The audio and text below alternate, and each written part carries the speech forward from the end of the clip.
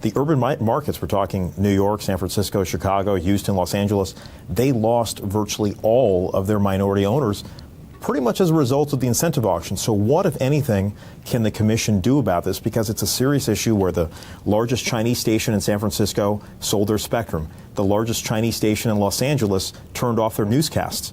Korean-owned station in New York, Indian-owned station in New York sold their spectrum, not to mention many, many other markets. Are you aware of this issue, and what can be done to fix it? We are aware. I mean, as you know, Congress required the FCC to conduct an incentive auction back in 2012, and the auction was finished largely during the previous administration. And so now our goal is twofold going forward. One is to make sure that that transition process is a smooth one, that the broadcasters that chose to exit the marketplace are treated fairly and reimbursed appropriately. But the other one is a more forward-thinking one. And I share your vision of a diverse marketplace. I think it's not important not just for the programming, but also for the ownership to better reflect the nature of the America that we live in. And that's part of the reason why in 2017, I rechartered an advisory committee on diversity and digital empowerment.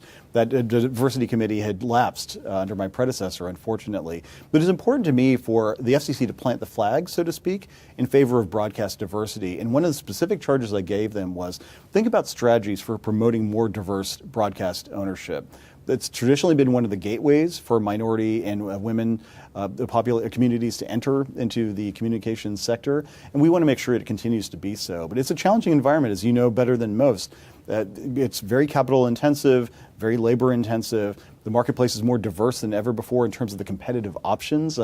Young people especially are turning not just to broadcasts, but to podcasts and gaming and YouTube and all the rest. And so you've got to figure out a way to differentiate yourself. And if you're a young struggling entrepreneur, we recognize that it's harder than ever.